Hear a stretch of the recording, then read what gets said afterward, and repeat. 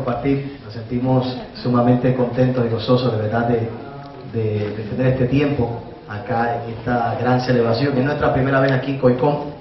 En realidad habíamos como quiera planificado llegar hasta acá y luego pues que nos hicieron esa invitación de que pudiéramos quizás compartir algunas palabras, pues todavía más entusiasmado de poder estar aquí en el lugar con ustedes. De verdad que es una gran bendición, les bendigo, gracias por tomar este ratito y este tiempo. Y yo no voy a ser muy extenso, yo quiero tan solo darte un par de puntos importantes y luego de eso, como dijo la pastora hace un momento atrás, quizás contestar algunas preguntas. Pero para aquellos que no me conozcan totalmente, como dijo la pastora, mi nombre es el pastor Otoniel Font, estoy casado con una preciosa muchacha en Puerto Rico, la pastora Mayra, tengo 3 preciosas hijas y uno que viene en camino, por ahí estamos pendientes a ver que se deje ver bien en estos próximos días, así que estamos contentos, felices.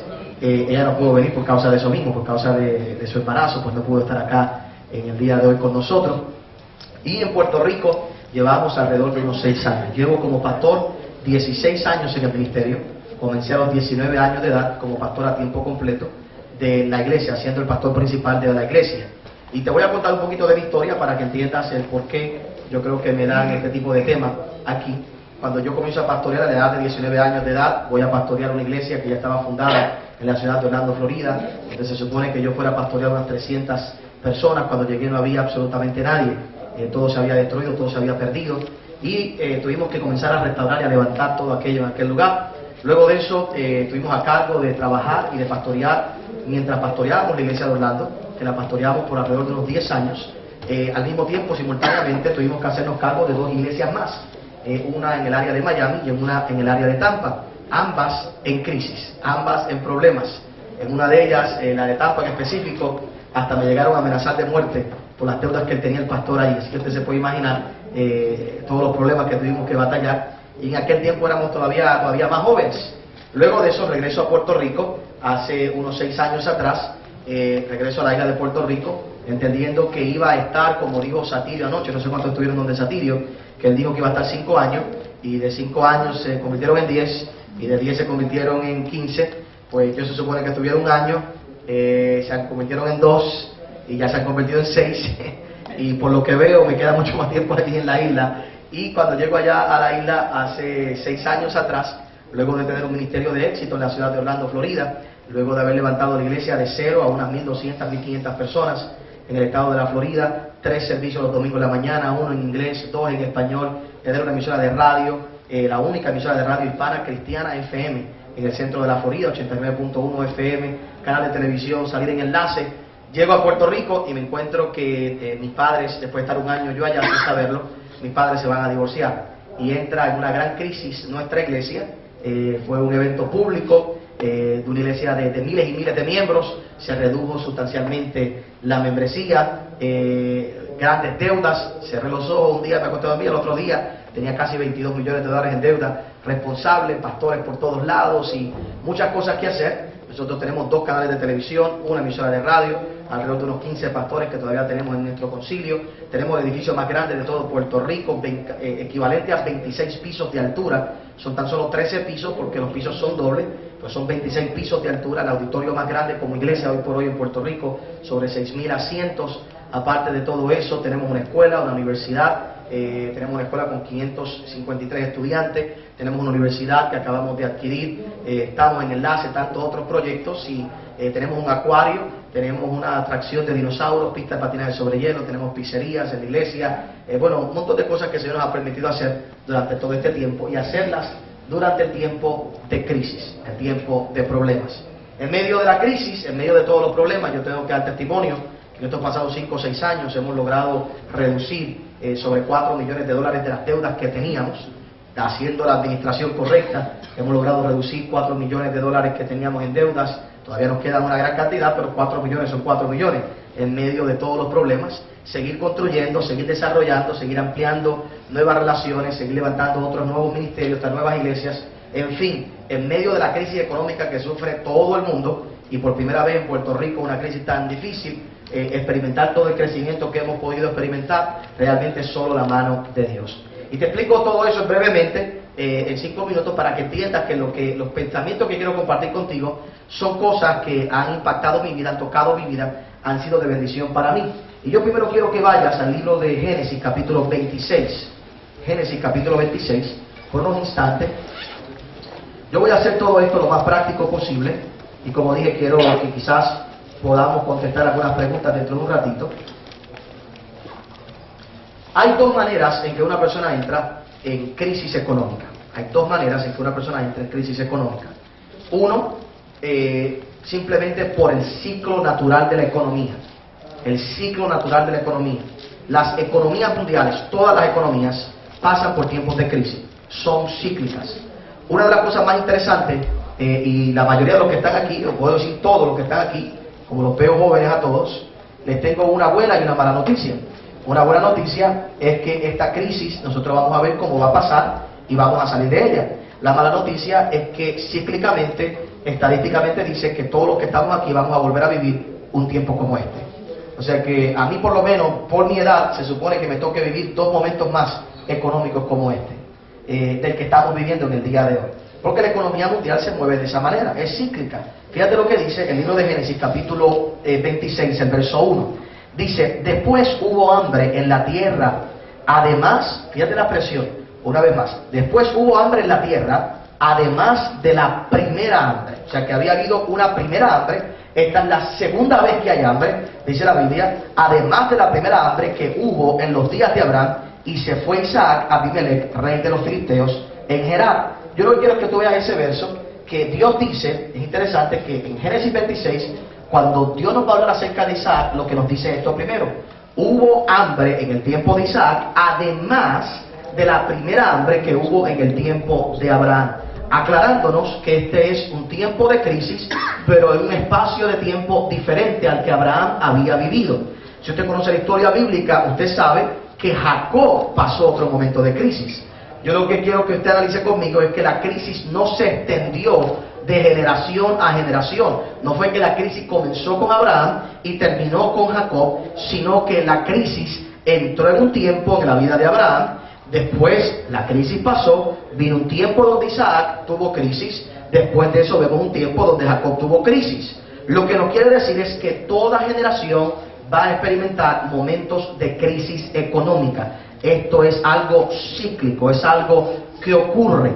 Lo interesante es, y esto sí me gustaría que tú lo notaras, es que Dios no le permite a cada generación la misma solución al mismo problema. Dios no le permite nunca a todas las generaciones la misma respuesta al mismo problema. Si usted mira, cuando Abraham tuvo crisis, Dios le permitió ir a Egipto. Si usted lee Génesis 26, Dios no le permite ir a Egipto a Isaac. Isaac, la primera reacción es ir a Egipto, porque el padre le había dicho que cuando él había tenido crisis, ¿qué le había hecho? Había ido a Egipto. Así que Isaac, cuando tiene crisis, lo primero que hace es que decide ir a Egipto. Pero si usted lee Génesis 26, Dios le dice a Isaac, no vas a ir a Egipto, te tienes que quedar aquí y aquí te voy a prosperar. En el tiempo de Jacob, Jacob llegó a ir a Egipto, pero antes de que Jacob llegara a Egipto, ya Dios había mandado a José primero. Dios manda a José primero, se convierte en el segundo hombre en Egipto, y ahora José, por causa de estar en el gobierno, puede tener cuidado de Jacob, de su padre, y de toda su familia. Así que eran los mismos tiempos, 3 soluciones diferentes. A los ritmos cíclicos, uno de los problemas que tiene la iglesia es que siempre tratamos de resolver los problemas contemporáneos, que aunque son similares, tratamos de resolverlos con las mismas soluciones de antes.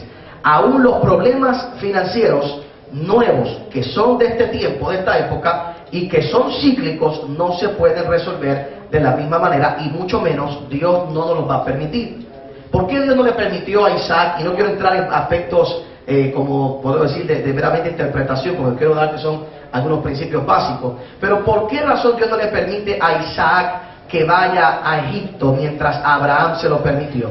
Bien fácil, Isaac había estado en el monte cuando Dios se le había revelado a Abraham y a Isaac como Jehová Jireh. Así que Isaac tenía una revelación que Abraham no tenía.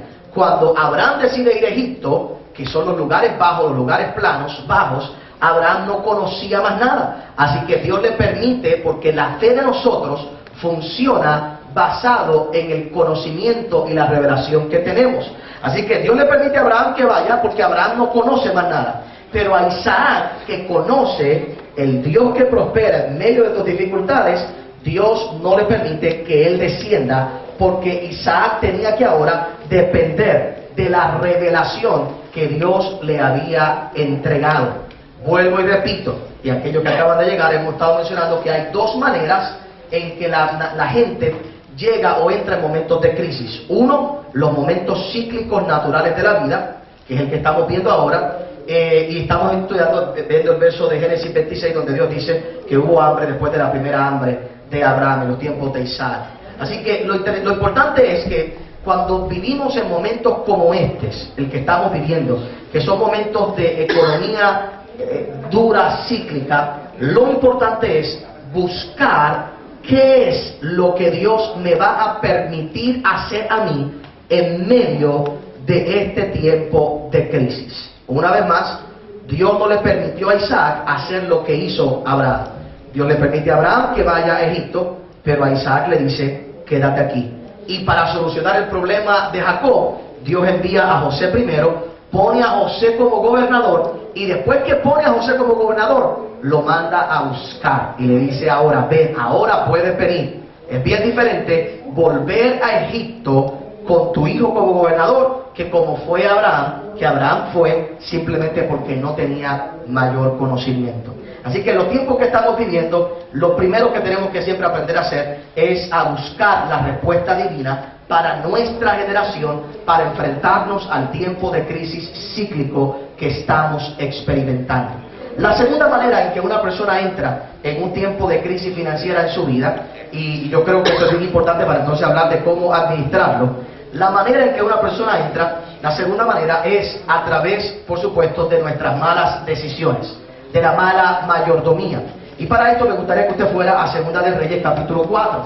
Segunda de Reyes capítulo 4. Vaya conmigo ahí rapidito.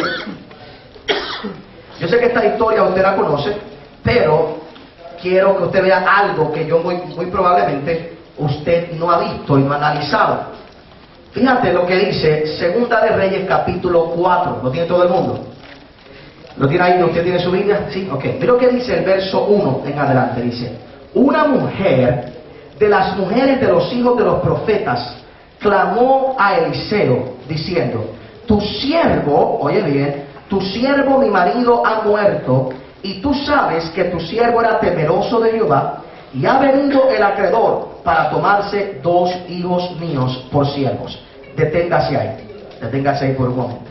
Porque estamos hablando de una mujer viuda ahora, que tenía un esposo que no era cualquier hombre. Era un hombre, siervo de un hombre de Dios, primero, y temeroso de Dios. O sea, que era un hombre ungido, pero endeudado. ¿Por qué razón? Porque la unción que Dios pone sobre tu vida no te exime de tu responsabilidad financiera, ni te protege de tus malas decisiones financieras. Tú puedes ser el hombre más ungido de Dios, tú puedes servirle a Dios, puedes servir a los hombres de Dios, y si no sabes tomar decisiones financieras, embargas el futuro de tus hijos. Así que la primera descripción en este verso es bien importante, porque mucha gente creyente depende de que como ellos son hijos de Dios, como ellos son ungidos, como ellos diezman, como ellos ofrendan, todo va a estar bien y no va a haber ninguna crisis, ningún problema. Y entonces después vamos como esta mujer a reclamar y vamos a decir, yo te he servido, que es la misma frase que le dijo el hombre, el hijo mayor al padre del hijo pródigo. Yo siempre te he servido, en la mentalidad de esclavo siempre te he servido, he hecho esto, yo soy temeroso de Dios, y mira el problema en el que estoy. Lo cual nos dice, una vez más, oiga bien, que el hecho de que usted sea un hombre, una mujer ungida, llamado por Dios, llamada por Dios para hacer algo, que usted esté viendo resultados en su vida, no lo exime a usted de tomar decisiones sabias en el área de las finanzas. Usted no podrá reclamarle a Dios eso nunca. Nunca podrá reclamarle eso. ¿Todo el mundo conmigo hasta ahí? Ahora, lo segundo, bien interesante, mira lo que dice en el verso 2. Y Eliseo le dijo, En realidad no le dijo, le preguntó. Y note bien, si usted tiene su Biblia, porque estas son las partes que mucha gente no visualiza. Dice, ¿qué haré yo? ¿Qué haré yo? Declárame qué tienes en tu casa. En español no se ve tan claro, porque cuando usted la busca en otras versiones en inglés, dice de esta manera. Oiga bien, dice de esta forma. ¿Qué haré yo? Y después no es una declaración, sino otra pregunta. ¿Qué tienes en tu casa? O sea que Eliseo le hace dos preguntas. Cuando usted busca en el texto original, en el contexto, Eliseo le hace dos preguntas a esta mujer. En español, cuando se tradujo como una pregunta y una declaración. Pero esa no es la forma correcta de verlo. La forma correcta de verlo es dos preguntas. Eliseo le dice, ¿qué te haré yo? Y segunda pregunta, declárame qué tienes en tu casa. Oye bien, y si no pierdes esto, creo que tu vida puede cambiar. La mujer tenía que escoger a cuál de las dos preguntas iba a responder. La mujer tenía que escoger a cuál de las dos preguntas iba a responder.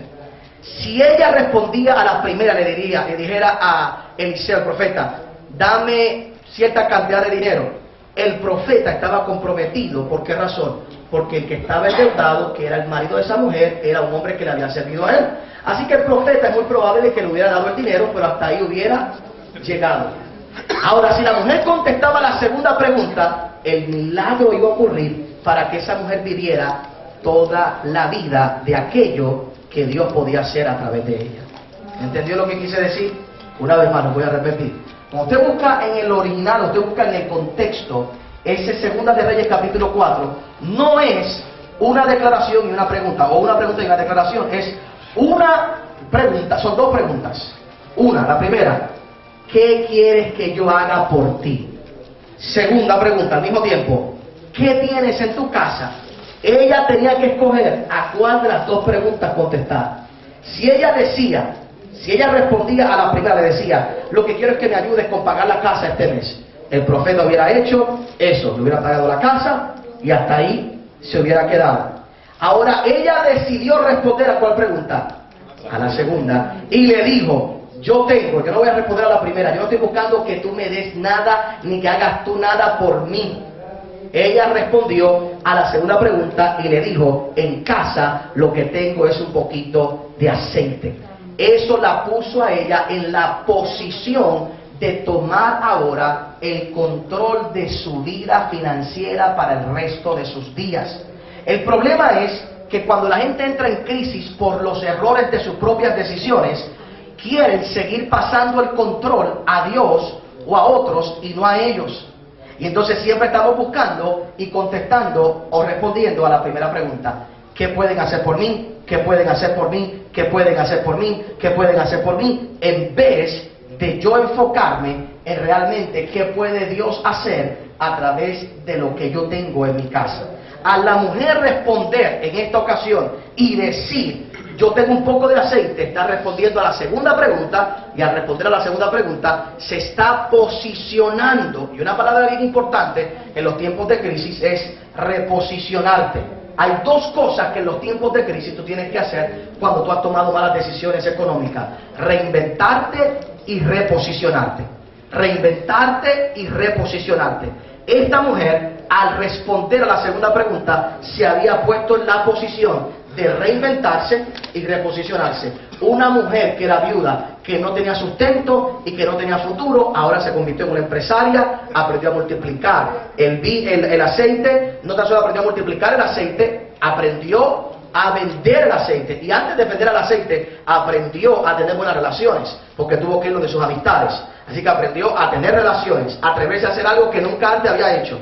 Aprendió a multiplicar el aceite, y luego de aprender a multiplicar el aceite aprendió a venderlo, que es una de las cosas que la gente no quiere hacer en tiempos de crisis. La gente no se da cuenta que la mayor forma de usted ganar dinero en su vida siempre es vendiendo. Yo es que yo no soy vendedor, por eso es que estás en pobreza, porque el que no es un buen vendedor nunca prospera. La manera de tú realmente incrementar sustancialmente tu vida es vendiendo. El que trabaja por hora cuando usted compara una persona que vende en menos tiempo hace más dinero simplemente por las ecuaciones matemáticas de la multiplicación. Pero esta mujer, oiga bien, porque donde yo quería llevarte, para entonces ir a unas ideas prácticas de cómo tomar estas decisiones, esta mujer respondió a la segunda pregunta. Respondió a la segunda pregunta. Y dijo, yo tengo un poquito de aceite. Oye bien, mira hacia acá. El primer punto práctico y espiritual que yo quiero que tú entiendas de cómo trabajar con las crisis económicas. No, ya hablamos de las crisis económicas cíclicas. Estamos hablando de la crisis económica por nuestros errores. ¿Okay? Es que tú tienes que ponerte en una posición, que es lo que acabo de decir, de reinventarte y reposicionarte. De una viuda a una empresaria. Tienes que aprender a verte y a visualizarte de una manera diferente a las circunstancias que estás viviendo en el presente. Segundo, lo segundo que toda persona tiene que aprender a hacer en tiempos de crisis económicas es mirar lo que tiene, no lo que no tiene. Oye bien, ¿por qué razón? Esto parece sencillo, pero yo quiero que tú lo veas desde un punto bien poderoso. Uno de los problemas más grandes que tiene la gente es que la gente siempre están posponiendo sus riquezas por ciertas cosas que ellos dicen que necesitan. Si yo le pregunto aquí a ustedes, a algunos de ustedes, ¿por qué tu negocio no ha prosperado o por qué tú no estás prosperando? La primera contestación que me darían ustedes, mucha gente, debo decir, quizás no todo, pero mucha gente es que no tengo un local, es que no tengo un diploma, es que no tengo aquello, es que no tengo una computadora. El día que tenga la computadora, pastor, o el día que tenga un automóvil, o el día que tenga un autobús, y el día que tenga esto, aquello, lo otro, ese día mi negocio comenzará a prosperar. Si yo le pregunto a un pastor, ¿por qué razón tu iglesia no está prosperando? Es que no tengo músico, es que no tengo pianista, es que no tengo ujieres, es que no tengo local. Todo el tiempo, la razón por la que la gente se mantiene en la crisis es porque el enfoque está en lo que no tienen, oiga bien por favor, y lo peor es que hacen de lo que no tienen su necesidad. Entonces no comprenden por qué razón Dios no suple su necesidad. Y no se han dado cuenta que si Dios no te lo ha dado es porque Él entiende que tú no lo necesitas.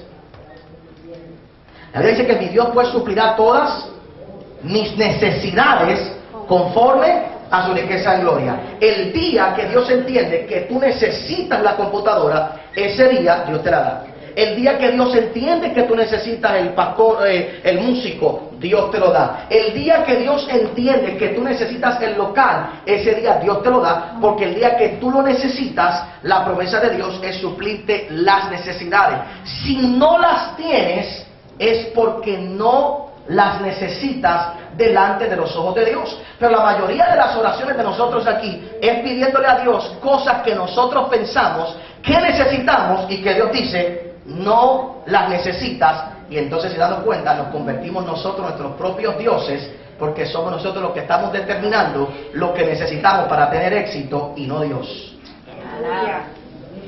Y en tiempos de crisis, entonces, ¿qué ocurre? Lo peor de todo esto es que menospreciamos lo que tenemos, y lo único que Dios puede usar para sacarte del tiempo de crisis es lo que tienes, más nada. Todo lo que le hizo falta a Dios para sacar al pueblo de Israel de Egipto, a 2 millones de personas, fue un tartamudo con un palo. Más nada. Lamentablemente, el que tenía el tartamudo con el palo pensó que necesitaba a Aarón, y Aarón se convirtió en su peor problema. Él nunca, si Dios hubiera querido que hubiera ido a Aarón, hubiera llamado a Aarón desde el principio. Pero siempre nosotros giramos muletillas. Dios lo que necesitaba era un tartamudo con un palo, con una vara. Eso fue todo. La primera pregunta que Moisés le hace a Dios después de ese llamado tan precioso que Dios le da, él le dice, ¿cómo iré? ¿En nombre de quién iré? Dios no le contesta la pregunta que hace Moisés. Dios le hace otra pregunta. ¿Qué tienes en tu mano? ¿Qué tienes en nombre de quién iré? El nombre de yo soy el que soy se lo dieron después. Después que Dios trabajó con la mente y con el corazón de Moisés, que eso es otra clase, otro día. A lo último Dios le dice, vas a ir en el nombre de yo soy el que soy. Pero al principio Moisés empieza a preguntar esas cosas y Dios no le contesta ninguna de esas cosas. Lo primero que Dios le dice es: ¿qué tienes en tu mano? Yo imagino a Moisés, yo siempre digo que yo imagino a Moisés con esa vara, haberla menospreciado. Una vara, como decimos todos nosotros, que tengo una vara, un poquito de aceite. Ahora Dios le dijo: tírala. Cuando la tiró se convirtió en serpiente. Usted se imagina ahora, Moisés no es cualquier vara. Una vara que se convierte. Imagino que Moisés está esperando el primer momento. A ver, que me digan algo para soltarla. A ver, que me digan algo para dejarla. A ver, que me digan. Yo imagino que él estaba frente a Faraón, esperando el momento que Faraón le dijera cualquier cosa para él soltar la vara. Ahora imagínense la sorpresa que cuando él suelta la vara delante de Faraón, se convierte en serpiente y dice: ahora sí que sí. Ahora nadie tiene una vara que se convierte en serpiente. Y le trajeron 10 varas que se convirtieron en serpiente. Usted se iba a ir a la cara. Dios no me había dicho que eso iba a pasar. Ahora lo que pasa es que aquella vara, sabemos que aquella serpiente se comió a las otras. Ahora imagínense lo orgulloso que iba Moisés con su vara, de que su vara se había comido a las otras. Qué grande es que nosotros podamos entender que lo único que Dios necesita para sacarme de la crisis no es que venga nada nuevo, es que Él use lo que yo tengo.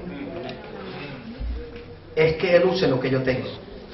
Hay gente que está tan enfocado en el problema que tienen sus closets llenos de ropa que no necesitan, que podrían vender, televisores de más en su casa, autos de más en su casa, cosas que si ellos fueran capaces de entender que hay potencial financiero en ellas, en esas cosas que están ahí detenidas, nada más con ir a venderlas, podrían posicionarse por un par de meses en una tranquilidad y en un descanso, simplemente porque han enfocado y se han dado cuenta de lo que hay. Yo no estoy hablando meramente aquí de, no quiero utilizar esta escritura, aunque es una escritura que se puede utilizar para eso, en el área de la siembra y la cosecha, porque esta mujer tuvo que coger aquel aceite y darlo y repartirlo para multiplicarlo, pero en el hecho de la administración, ¿sé cuánta gente yo sé que tienen inventarios de productos y de cosas guardados, escondidos? Hace un tiempo atrás yo tenía un caballero que era un ojalatero. No sé si todo el mundo entiende ese término. Para nosotros en Puerto Rico, ojalatero, el que arregla los carros chocados, los golpes, ¿ok? Así le decimos en Puerto Rico. ¿Cómo se llama en otro caso? Desabollador. Desabollador, ¿ves? Un desabollador, un ojalatero para nosotros puertorriqueños. Este hermano tiene un negocio de hojalatería y pintura. Está pasando por una crisis en su negocio. Me pide que yo vaya a orar por su negocio. Ya yo había ido a orar 10 veces. Él no acaba de entender que no es mi oración lo que lo va a cambiar. Ni la oración de él. La oración es importante, pero es más allá, hay que hacer más cosas. Cuando yo llego allí, comienzo a mirar el local, y él me abre una puerta, y cuando miro para atrás, para el patio, él tiene montones de piezas viejas de carros que él ha reparado, puertas viejas que tenían la bolladura y que él las sacó, y como el seguro le pagaba la puerta nueva, pues él compraba una puerta nueva, sacaba la vieja y la ponía allá. Entonces tenía en la parte de atrás un montón de piezas sin arreglar, sin pintar. Y yo le digo: venga acá, ¿qué tú haces con esas piezas? No, yo de tiempo en tiempo las boto. Yo, pero tú no crees que ahí tú puedes ir primero a un junker y tú vender esas piezas, montar tú unas cuantas de esas piezas y ir a un junker. Nosotros llamamos un junker allá, un lugar donde se venden todas esas piezas viejas, y ir a un junker y ir a sacar. ¿Tú no crees que ahí pueden haber 3, 4 meses de esas piezas? ¿Te las van a venir a reclamar? No, la gente las deja aquí. La gente no, ¿por qué tú te vas a llevar una puerta? Te doy una nueva, ¿para qué te vas a llevar la vieja? La gente la tira aquí, eso no es de nadie, eso es mío, eso es para que yo lo bote. Pero tú no crees que tú tienes ahí, tú no crees que si tú sacas unas cuantas puertas de esas y las arreglas, tú no crees que hay gente que esté dispuesto a comprar una puerta de esas arreglada para su automóvil. Por supuesto. ¿Dónde estaba el dinero? Allí tirado. Hay miles de dólares tirados en la parte de atrás que le regalaron y le pagaron para que él lo sacara, lo pusiera allí. Detrás de él, ciertamente se cumple la palabra del Señor: en el barbecho de los pobres hay abundancia de pan, pero se pierde por falta de conocimiento. En el barbecho, en las barbas, frente a ellos está el dinero y se pierde por falta de conocimiento. Porque el problema es que la gente se enfoca en lo que no tienen y de lo que no tienen lo hacen una necesidad. Y cuando tú haces de lo que no tienes una necesidad, tú te has convertido en tu propio Dios, porque ahora tú estás determinando tú lo que tú necesitas para prosperar, en vez de que sea Dios quien determine lo que tú necesitas para prosperar. Y el día que lo necesitas, Dios te lo va a suplir. El día que lo necesitas, Dios te lo va a dar. Todo el mundo conmigo hasta ahí.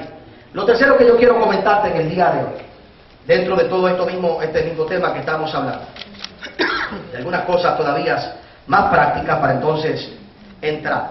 Cuando estamos en momentos, terminando, voy a decir, cuando estamos en momentos de crisis en nuestra vida, lo más importante o lo único que podemos manejar es tiempo y energía. Diga conmigo, tiempo y energía. Porque no tienes dinero. Yo veo gente que está en crisis financiera y cuando están en crisis quieren hacer un presupuesto. ¿Qué presupuesto vas a hacer cuando no tienes nada? Ahora que estoy en crisis, ahora voy a poner un presupuesto. Pero el presupuesto tenías que haberlo hecho antes. Anoche, y veníamos hablando en el carro los otros días, y anoche el pastor que Dios pidió la ofrenda lo mencionó también. Me estuvo curioso usar las mismas palabras que yo había usado hace un tiempo atrás, donde José, hay mucha gente que piensa que José hizo un plan para el tiempo de crisis. José no hizo un plan para el tiempo de crisis, José hizo un plan para el tiempo de la abundancia. Y aprenda esto conmigo, por favor, apunte esto aquí. Si somos capaces, aprenda esto, si somos capaces de vivir al 80% en tiempos de abundancia, viviremos al 100% en tiempos de crisis.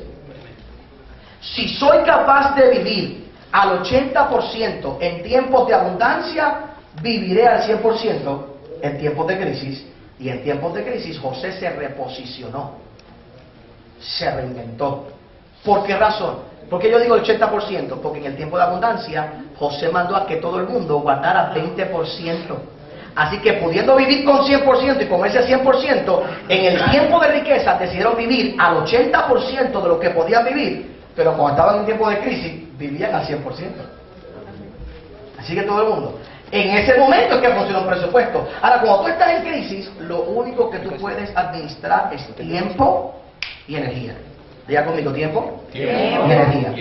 Y ahí es donde la gente fracasa financieramente. Tiempo y energía. Tiempo y energía. ¿Qué yo quiero decir con eso? Lo más valioso que tú tienes en tu vida como inventario es tu tiempo y tus fuerzas. Uno de los errores más grandes que yo veo la gente cometer cuando entra en un tiempo de crisis es ir a buscar inmediatamente un segundo trabajo.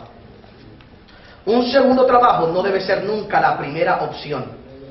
Debe ser la última opción. No es que no sea una opción, es que va a ser o debe ser la última opción. La última opción. ¿Por qué razón, pastor? Porque el segundo trabajo, lo primero que va a eliminar de tu vida son tiempo y energía. Y muchas veces, cuando cogemos un segundo trabajo mal tomado, ponemos en riesgo el primer trabajo, que es el que nos da la mayor cantidad de dinero. ¿Quiere decir que no podemos con un segundo trabajo? No, no es eso. Se puede coger después que yo he agotado otras opciones. Cuando ya no tengo otra opción, entonces hago eso.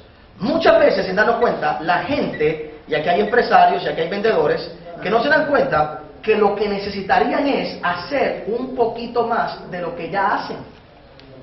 Es más fácil. Imagínate que yo tuviera que ahora irme a buscar un segundo trabajo, cuando mi primer trabajo es ser predicador, ser pastor. En esto es que yo fluyo. Entonces ahora imagínate que yo tenga que ir a buscar un trabajo de cualquier otra cosa, no sé, cualquier cosa. Tendría que reeducarme, gastar tiempo, energía, reeducándome. Le corto tiempo a lo que soy bueno, pues ¿qué yo hago? Lo que hago es que predico una vez más. Este año he viajado más que nunca, porque en el tiempo de crisis hay que hacer doble, triple de lo que yo sé hacer para superar. Pues este año, en vez de predicar 3 veces a la semana, predico 8. Estoy aquí, mañana estoy a otro sitio, el domingo estoy en Puerto Rico, por la mañana, por la noche, y otra vez. Y vuelvo otra vez ciclo la semana que viene. Y acabo de venir de Argentina, y hace 2 semanas atrás estaba en Venezuela, y una semana atrás antes yo estaba en Venezuela, y llego a Puerto Rico, y me bajo, ahora voy para Nueva York, a encontrarme con el pastor Cash Luna. Mañana voy para Nueva York, a encontrarme con él por la tarde, estar con él. Luego de eso me monto en el avión, el domingo por la mañana, para ir a Puerto Rico, para bajar de las 9:30 de la mañana del avión, y meterme a predicar por la mañana, por la noche. Pastor, ¿por qué? Porque en tiempos de crisis yo tengo que hacer más de lo mismo en lo que soy efectivo. Si me requiere mi trabajo que yo llame a 10 personas, yo llamo a 15. Si mi trabajo me requieren y me requieren que, o si mi trabajo está determinado que yo iba a abrir hasta las 5 de la tarde, en vez de yo ir a buscar otro trabajo, abro hasta las 6, 1 hora más que yo le dedique a lo mismo, tiene que producir algo más. Entonces, ¿qué pasa? Economizo mi tiempo y mi energía y lo concentro en lo que soy bueno. Una de las peores cosas que la gente hace en medio de la crisis es no dormir. Y al tú no dormir, tú no conservas energía. 95% de las ideas que tú recibes en la noche cuando tienes un tiempo de crisis no sirven. Hay gente que se ha amanecido aquí a las 2 de la mañana, a 3 de la mañana, lo tengo, a las 3 de la mañana, a las 4 de la mañana, sé cómo lo voy a solucionar. Y al otro día, cuando vas y lo haces, no sirvió. Porque ninguna idea de parte de Dios viene de una ansiedad del hombre. Ninguna. Todas las cosas que tú has pensado en un tiempo de crisis, a medianoche, ninguna te ha funcionado. Ahora, que Dios te levanta en un sueño, que Dios te da un sueño en tu reposo, porque tú estás, eso sí funciona. Pero no es lo mismo tú estar que no puedes dormir, y entonces tienes los ojos pegados acá atrás, y ahora estás pensando en que esto te va a solucionar la vida, y al otro día te vas a trabajar, a tu primer trabajo, cansado, sin ganas, sin fuerza. Anacondia, ¿alguien conoce aquí al predicador Anacondia? Ok. Le preguntaron un día al hombre, le dijeron, ¿cuál es la clave de su unción? Y él dijo, dormir.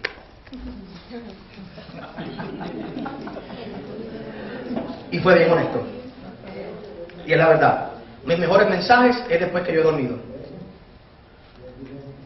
Mis mejores mensajes es después que yo he dormido. Un pastor cansado, agotado, no fluye. Porque el Espíritu de Dios no puede fluir más allá de tu capacidad física. Si tú no puedes darle 100%. Por eso es que ni Dios te enferma, ni el diablo tampoco. Porque a ninguno de los dos le sirve enfermo. Pastor, pero el diablo me enfermó. ¿De qué le sirve al diablo enfermo? Nada. Pastor, pues fue Dios. Tampoco. Porque ¿de qué le sirve a Dios enfermo? Pastor, ¿por qué me enfermé? Porque la vida hay enfermedad, nos descuidamos, no dormimos, no comemos bien, no descansamos y las cosas que hay en el aire se nos pegan. Tan sencillo como eso. Y entonces pierdes los dos recursos más importantes que tú tienes: tiempo y energía. Tiempo de crisis es lo que hay que administrar. Tienes que mantener tu mente en calma, clara y precisa. 2 minutos más para entonces a la sección de preguntas, rapidito. Y voy a estar aquí toda la tarde y hablar tantas cosas más. Oiga, me quedan, bueno, tengo aquí 1:40, sí. Oiga bien. Por último, para entonces tomar un tiempo de... Dos más. 1. 2 más dentro, el cuarto. Es importante en tiempos de crisis la constante revisión de los números. De los números. Yo sé que mucha gente me dice que a Dios no le importan los números, pero yo no estoy de acuerdo con eso. No, a Dios no le importan los números de la gente, cuánta gente viene a la iglesia. No, a Dios le importa. Porque, por ejemplo, para darte un ejemplo clásico, ¿cómo sabemos que hay una oveja perdida si no la contamos? ¿Cómo sabemos que hay que ir a buscar? Porque él contó, el pastor cuenta que había 99. Él contó que habían 5 panes y 2 peces. Cuando Cristo volvió a encontrarse con sus discípulos, no estaba Juan, tuvo que haber contado 1, 2, 3, 4, 5, 6, 7, 8, 9, 10, 11. Aquí falta 1, voy a volver en 8 días para encontrarme con ese 1. Todo el tiempo en la Biblia tú vas a ver a Dios obsesionado con los números. Todo el tiempo, por eso que hay un libro de números. Todo el tiempo Él está obsesionado, esa es la verdad. Todo el tiempo Dios está obsesionado con los números. La Biblia dice que arriba en los cielos hay gozo cuando uno se convierte. Cuando uno se convierte. Hay que contarlo. Hay que contarlo. No hay amor. Es mejor 2 que todo el tiempo. Es mejor 2 que 1. Números, cuando 2 se ponen de todo el tiempo. Números. El problema es que se nos ha dicho que esto sería enfocarnos en las cosas incorrectas. Pero yo no puedo administrar meramente por fe. Yo tengo que ver los números. Hace un ratito atrás mi esposa me llamó y me dio los números de la cuenta de banco. Cuánto entró, cuánto hay. Y es la única manera que yo sé cuánto tengo para pagar, qué puedo hacer, qué no puedo hacer. ¿Y sabes qué? Cuánto le tengo que creer a Dios que entre este fin de semana. Señorito, que entre tanto este fin de semana. Y la semana que viene, que tengo la cumbre, necesito, Señor, que tú hagas un milagro y que entre tanto. Es la única manera. El problema es que tenemos miedo a eso. Mi secretaria en Puerto Rico tiene prohibido a que ella no salga de la iglesia después de un culto y no me mande cuánto entró. Si ella no me quiere oír a mí y no me quiere peleando con ella, más vale que tan pronto ella cuente la ofrenda, lo primero que ella haga es que me llame y me diga cuánto hay. Después de cada culto yo cuento varias cosas: carros, miembros y dinero. Amén. That's it. Porque yo puedo sentir el Espíritu de Dios, pero se me va cuando veo los números.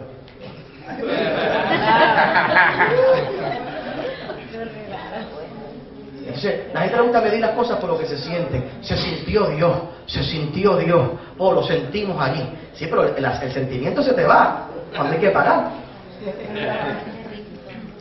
Cuando no hay. Así que tienes que mirar los números. Y por último, y podríamos enfatizar muchas cosas más, por último, para terminar, ¿me queda ahí? 7 minutos. Ok, para terminar y dar entonces un espacio a las preguntas, oiga bien. Nadie, la última clave para usted vivir en tiempos de crisis es que nadie más que usted es responsable de lo que entra y de lo que sale. Usted nunca, ningún pastor debe delegar en nadie la administración de la iglesia. Ningún empresario debe delegar en nadie la administración de su empresa, porque al que Dios le va a pedir cuenta es a usted. Y nadie debe ser responsable de cómo se entra el dinero, ni de cómo sale. Si tú eres un empresario y tú has hecho de alguien responsable en determinar, que sea alguien el que determine cómo va a entrar el dinero, te vas a encontrar haciendo cosas que tú no te sientes cómodo. Porque aquel de mercadeo piensa que tú debes peinarte de esta manera, que debes arreglarte así, que debes empacar el producto de esta manera, que debes hacer aquello, cuando es algo que tú no te sientes cómodo. Pero como tú le dices esa responsabilidad a alguien, cuando es tuya y no es de nadie, y más grande aún, de cómo sale el dinero. ¿Qué quiere decir cómo sale el dinero? No se firma un cheque, ni aunque sea de 1 centavo, sin que yo lo vea. Sin que yo lo vea. A mí no me pagan por predicar, a mí me pagan por administrar mi iglesia. La gente piensa que a mí me pagan por predicar. A mí no me pagan por predicar. A mí me pagan por tener 120 empleados, tener un templo de 6.000 personas, 553 estudiantes, 2 canales de televisión y asegurarme que todos tengan luz eléctrica, que haya salario para todos ellos, que haya papel de inodoro en el baño, que haya todas las cosas que tiene que haber en un templo como ese. A mí me pagan por administrar la iglesia. Así que aunque yo tengo empresas y cosas de la iglesia fuera de Puerto Rico, yo tengo aquí el gerente de la radio de nosotros que está en Orlando, Florida. Todos los meses ellos me tienen que mandar un paquete con los cheques que se van a firmar, yo lo firmo y entonces se los envío para atrás. Y esa es mi cuñada. No, este no. Esa es mi cuñada. Pastor, pero ¿por qué tanto? ¿Por qué usted no confía en ellos? No, yo confío en ellos, pero yo quiero ver dónde están los cheques. Yo confío en ellos, por eso son los gerentes, por eso están allí. Ellos pueden hacer cualquier cosa, pero yo necesito saber dónde se está gastando el dinero, cómo es que entra, qué es lo que hay, porque al que Dios le va a pedir cuenta es a mí. Si tú no estás dispuesto a tomar control de tus finanzas, nunca podrás salir de la crisis. Nunca saldrás de la crisis. Yo tengo que sentarme con mi esposa de tiempo en tiempo. Toda la semana tenemos un ratito donde nos sentamos. ¿Cuánto ahorramos? ¿Qué gastamos? ¿Cómo tenemos las cuentas? ¿Qué es lo que hay? Dime, ¿en qué vamos a pagar aquí? ¿Qué es lo que vamos a pagar allá? Mi esposo y yo tenemos unas reglas. Hasta $300 nosotros podemos decidir sin preguntarnos de uno al otro. ¿Qué quiere decir? Que si vamos a gastar $300, ella puede gastar $300 en lo que le dé la gana sin preguntarme. Y yo también. Cuando llega a $1,000, ella tiene que preguntarme a mí o yo a ella. Mi amor, voy a gastar esto, ¿qué tú crees? ¿Lo puedo comprar? ¿No lo puedo comprar? Cuando vamos a gastar más de $1,000, tenemos que esperar 2 días para dar la respuesta. Y cuando vamos a gastar más de $10,000, tenemos que esperar 3 días para dar la respuesta. ¿Por qué razón? Porque cuántas cosas usted ha comprado emocionalmente que después se arrepiente. Y después de un día usted se va a dar cuenta que no lo necesita, que puede vivir sin eso. Una de las cosas más grandes que yo he aprendido de madurez financiera es poder apreciarlo todo sin tener que comprarlo. Yo puedo apreciar, wow, qué tremendo carro, pero lo tengo que comprar. Wow, qué tremendo televisor, pero lo tengo que comprar. Cuando uno pone esos parámetros y uno se da cuenta que uno es el responsable, porque si no me voy a encontrar como esa viuda en Segunda de Reyes capítulo 4. Mi siervo, yo he ungido, temeroso de Dios, y mis hijos están endeudados. Porque simplemente mi unción, mi llamado, no me protege a mí. No me protege a mí de mis malas decisiones financieras. ¿Alguna pregunta en el día de hoy? Dígame. Para decir algo, disculpe. Gloria a Dios. Que Dios bendiga de una manera especial a nuestro ministro con esta ponencia bíblica. Va a pasar un moderador por donde usted levanta la mano si tiene alguna pregunta escrita y la vamos a leer. Disponemos de 15 minutos para esto, para que él le responda. Escriba la pregunta y el Ujier pasa por allá y la recoge. Escríbala rapidito entonces, sí. Esa es la forma que quieren que lo hagamos. Escriban la pregunta. Dígame usted, que ya le había dicho tú como quiera primero. Aportando a la ponencia tuya, que también es importante que se tenga un EOC, a no operation plan. Bueno, por supuesto, lo que pasa es que cuando tú tienes un operation plan, ¿me entiendes? Estamos hablando de crisis. En el operation plan de crisis es sobrevivir. Sí. ¿Entiendes? Para evitar la crisis. Bueno, eso es lo que digo. Cuando evitamos la crisis, si nos presupuestamos desde antemano, no entramos en la crisis. Esa es la clave del día de hoy. No estoy clara en la revisión de los números. Ok. Cuando yo hablo de revisar los números, lo que me refiero es que todos nosotros tenemos un sistema de contabilidad, directo o indirecto. Y tú tienes que constantemente sentarte y revisar tus números. Cuánto entra, cuánto sale, en qué lo estoy gastando. Una de las mejores cosas que yo creo que le recomiendo a usted que haga es que en momentos de crisis tome un mes para guardar todos los recibos de todo lo que usted haga, todo lo que usted compre.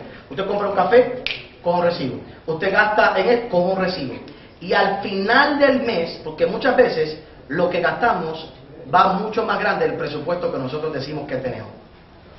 Entonces, para yo poder revisar, no se puede hacer números así a lo loco. Lo ideal es que usted pueda saber exactamente, y a eso que yo me refiero, tener un recibo de todo, mirar los números, sentarme en la cuenta, si usted tiene acceso por internet, ver cuánto tengo hoy, qué es lo que tengo hoy, tiene que estar obsesionado con los números. Y lo más grande de todo eso es que el día que usted tenga una cuenta de banco, de ahorro, y usted empiece a ahorrar un poquito, usted va a quererla ver todos los días crecer. Y cada vez que usted la vea crecer, aunque sea por $100, usted se va a sentir tan contento y tan feliz. Porque los números pueden traer tristeza hasta que no tomamos control de ellos. Pero cuando tomamos control de ellos, traen mucha alegría. Yo sé que el dinero no hace feliz a nadie, pero pone una sonrisa en mi labio de lado a lado. Allá, una pregunta. Gracias.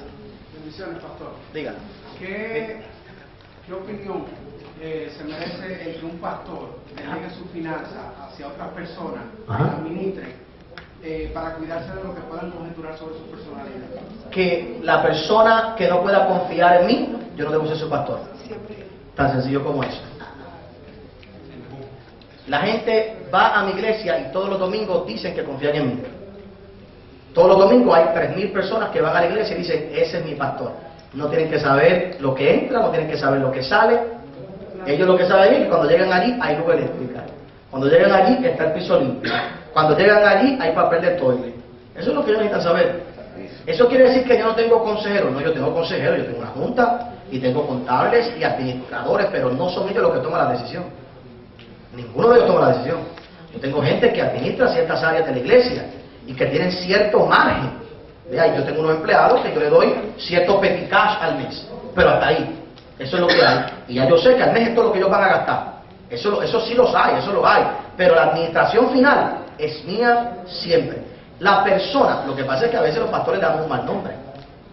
Y la gente lo confía en nosotros por dos cosas. Uno, tenemos un mejor carro que la iglesia. O sea, cuando mi carro es más caro que la silla en la que tú te sientas, hay un problema. Es lo primero. ¿Sabes? Que cuando me ven a mí bien vestido, pero entonces lo que hay es un abanico que nos da calor a todo el mundo, ahí que hay problema. Primero. Y segundo, los pastores piden dinero para cosas que nunca hacen. Hay gente que está pidiendo con dicho esos templos toda la vida y nunca se ve. Ahora, el que va a mi iglesia sabe dónde están los chavos, porque hay 6.000 asientos que pueden contar. Hay un edificio de 800.000 pies cuadrados. Hay 2 emisoras de televisión. O sea, si tú no sabes, ¿para qué usted pone los chavos? Es que me pregunte a mí. Mira de alrededor. Tan sencillo como eso. Y eso es lo que pasa con muchos pastores, lamentablemente. Pastor, otra pregunta. Cuando una persona no tiene nada, ¿qué hace? Mentira. Mentira. Ninguno de los que estamos aquí, podemos decir que tenemos nada. Eso es mentira. Si decimos así, nos estamos desenfocando de lo que tenemos. Yo estoy seguro que conoces a alguien, estoy seguro que tienes algún tipo de contacto, estoy seguro que tienes algún tipo de talento, estoy seguro que en tu casa hay algo que Dios puede usar. Lo que pasa es que al decir que no tienes nada, estás haciendo exactamente lo que dijimos ahorita, desenfocándote de lo que tienes, y eres tú el que está tratando de determinar lo que necesitas para que Dios te lleve a otro nivel. ¿Es saludable para una iglesia hacer negocio? La iglesia que no haga negocio no prospera. ¿Sabe? La iglesia que no haga negocio no prospera. La pregunta es qué tipo de negocios vamos a hacer y cómo los vamos a hacer y con la transparencia que lo hagamos. No podemos hacerle daño a la gente, no podemos abusar de la gente, pero hay que hacer negocio, hay que hacer empresas. Por ejemplo, mis sueños son tan grandes que con las ofrendas de la iglesia no se van a completar. Yo tengo que hacer negocio, hay que vender la Biblia. La gente me dice, pastor, pero ¿por qué usted no regala la Biblia? Pastor, la Biblia dice, pastor, que hay que dar por gracia lo que por gracia he recibido. Es verdad. Lo que pasa es que la Biblia no me la regalaron, me la vendieron para yo vendértela. Pastor, ¿por qué usted no regala los CD? Bien fácil. De por gracia lo que por gracia he recibido. Mi amor, me cobraron el CD, me cobraron el sticker, la máquina en la que se duplicó, la electricidad. Lo que estoy regalando es el mensaje. Pero el CD tengo que cobrártelo. Hay que hacer negocio. O sea, yo no puedo hacer más nada. Todas las iglesias que están aquí, todas hacen negocio. Todas. No, pastor, ¿usted vende alcapurria? Hace negocio. La diferencia es que a usted, cuando salen del culto en su iglesia, la gente se va con olor a alcapurria. En la mía, te llevamos a un parque de dinosaurios. Pero, ¿por qué razón? Porque si yo fuera a pagar la luz eléctrica de mi iglesia de alcapurria en alcapurria, tendría que vender 120.000 alcapurrias al mes. Entonces tenemos que entrar a otra dimensión, a otro nivel. Diga usted. Porcentualmente, ¿cuál sería la distribución del gasto o costo operativo del ingreso de la iglesia? Gasto del pastor, mucho signo de interrogación, y gasto de servicio, etcétera, etcétera, etcétera. Muy interesante la pregunta. Es una pregunta bastante complicada y cada iglesia es diferente, cada posición es diferente y cada país es diferente. Una de las cosas a las que yo no estoy de acuerdo, y me disculpa aquí cualquiera que se ofenda con esto, si hay alguien que lo hace, es que hay muchos países en Sudamérica donde lamentablemente todo lo que entra de diezmo en la iglesia se lo dan al pastor. Yo no estoy de acuerdo con eso. Yo personalmente no estoy de acuerdo con eso. En mi iglesia, todo lo que se entra se va a la iglesia, y la iglesia hay una junta reglamentaria que a mí, por ejemplo, me reglamenta mi salario. No es una junta de miembros, no es una mente de miembros, porque si yo me pongo a depender de mis miembros, me muero de hambre. En una ocasión había un hombre que era un pastor, el tipo era flaco, y tenía un caballo precioso, lindo, y un día estaba cuidando el caballo, y le dijo a un hermano y le decía, pastor, ¿por qué su caballo está tan gordo, tan grueso, y usted es tan flaco? Y le dijo, porque el caballo lo cuido yo, y a mí me cuida la iglesia, y yo no voy a hacer eso. Así que yo lo que hago es, yo personalmente, oiga bien, yo lo que hago es esto. Yo tengo unos abogados que yo contrato cada 2 o 3 años, que no son de mi iglesia, que no son de mi organización, son una gente reconocida, le pagamos una cantidad de dinero para que ellos hagan lo que se dice un assessment de lo que es mi organización. Cuánto entra, cuánto sale, mis responsabilidades, ellos me dicen hasta cuánto por ley yo me puedo ganar, y yo siempre pongo la mitad de eso.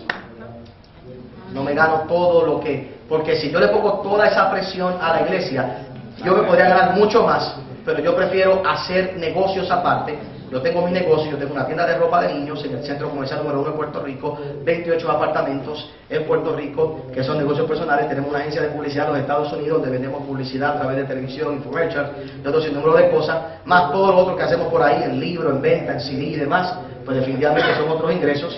Así que, ¿por qué usted cobra de la iglesia? Porque el obrero es digno de su salario, y yo creo que le robo a la gente el que no me paguen a nombre de Dios lo que tienen que pagarle. Pero para mí lo determina una iglesia. Ahora, lo determina una junta en ese sentido fuera de la iglesia. Pero volviendo al caso de la persona, si usted fuera a mi iglesia 15 años atrás, el % de lo que entraba a lo que yo me ganaba, ahora lo que yo me ganaba era mucho más alto de lo que me gano ahora. Me explico, como los ingresos de la iglesia eran tan bajos, mi salario tenía que ser cierto salario para yo poder vivir, y era como que disparejo, porque mientras más pequeña la iglesia, más en % se va a ver que el pastor toma. Pero si el pastor no vive, no puede haber iglesia. ¿Me entiendes lo que quiero decir? Pero mientras la iglesia crece, aunque el salario del pastor va a aumentar, en porcentaje debe bajar. Eso es lo saludable. ¿Qué opinas sobre lo que pagan los políticos a la iglesia? Bueno, yo no conozco uno que me haya pagado de manera que sea problema y dificultades. Yo creo que cuando nosotros le cogemos cosas a la política y a la gente del gobierno, nos amarramos con la institución incorrecta. La Biblia dice que cuando tú coges prestado de alguien, porque eso es un préstamo, los políticos te lo van a cobrar. Cuando tú coges prestado, el que coge prestado es esclavo del que lo presta. Tú vas a ser esclavo de aquel que va a pedir después que tú le des los votos, que tú hagas ciertas cosas por ellos, que tú estés endosándolo. Yo endoso al que yo siento en mi corazón que debo endosar, hago lo que tengo que hacer en ese sentido, pero yo personalmente es una de las cosas que yo he evitado toda mi vida, coger dinero del gobierno federal de Puerto Rico, o del gobierno de Puerto Rico, debo decir, o del gobierno federal, porque no quiero esos vínculos que me aten a una política en específico. Gloria a Dios. Gloria a Dios. ¿Qué cree de tomar prestado para templos? Muy buena pregunta. No está mal si se hace en el orden correcto. No es pecado el tomar una deuda. No es pecado. ¿Cuál es el orden correcto? El presupuesto, el crecimiento de la iglesia. Me explico. Yo te lo voy a poner de otra manera. Mira qué interesante. Una persona me dijo a mí una vez, un caballero me dijo que él no quería comprarse un carro nuevo. El carro que tenía 12 días, en ese carro andaba su mujer con sus hijos. Él no quería comprarse un carro nuevo porque porque no quería meterse en deuda. Y yo le miré a los ojos y le dije que tú eres un irresponsable. No, pastor, pero yo no quiero meterme en deuda, tú eres un irresponsable. Pastor, pero ¿por qué usted dice eso? ¿Cómo tú vas a poner en peligro la vida de tu esposa por no ir a coger una deuda de un carro? La pregunta es, la declaración es, ese no es el momento de comprarte el Mercedes. Ese es el momento de comprarte 4 ruedas que te lleven de aquí a allá. En la iglesia, ¿qué uno hace? Cuando uno tiene una deuda, todos cogemos deuda. Yo he cogido cosas a 90 días. Eso es una deuda. Yo he cogido cosas a 120 días. Eso es una deuda. Yo he cogido cosas a 1 año. Uno va presupuestando la iglesia poco a poco, paso a paso. El problema que yo he visto es que hay pastores que se meten en unas deudas multimillonarias por encima de sus capacidades, y entonces después detienen todo por fe. Eso no es así, eso ya es necedad. Así que hay que ver el crecimiento de la iglesia. Tú vas a estar toda una vida en carpa por no atreverte a ir a coger unos bloques prestados. Vas a estar toda tu vida en un terreno vacío por no coger un poquito de dinero prestado en un momento dado. ¿Me entiendes? Hay que saberlo hacer. Ahora, cuando coges un dinero prestado, no lo cojas para meterlo en lujo, en poner mármol. El mármol viene después. ¿Me entiendes? Los baños fancy vienen después. A lo que hace falta es un toilet. ¿Me entiendes? Cubierto. Y si tengo que prestar para el toilet, pues, y lo saldo. Y después que lo saldo, busco otra cosa. Desde que no sé, lo mejor es nunca coger prestado. Pero en el sistema que vivimos y en donde estamos, tomar una deuda sabia en un momento dado no le va a hacer perder su salvación. Lo que puede hacer es hacerle perder la paz. Pastor, ¿qué opina si una persona se saca la lotería y va a usted para dar el diezmo? Si está buscando iglesia, que vaya a mi iglesia. ¿Qué haría? ¿Lo toman o no? Porque es dinero de juego. ¿Hay alguien aquí que se haya ganado la lotería? Vamos a preguntar eso. Entonces, saber cómo voy a responder. Entonces la va a sacar un futuro. Mire, hermano, Es una pregunta interesante, una pregunta muy interesante. En realidad, si la persona me lo dijera, todo depende del corazón con el que la persona me lo dice. Todo depende del corazón con el que la persona lo dice, lo hace. No miremos la lotería por un momento. Hace un tiempo, vamos a verlo con otro ejemplo. Hace un tiempo atrás un hombre, hace como 5 o 6 años atrás, un hombre fue en una emoción y me regaló un Mercedes.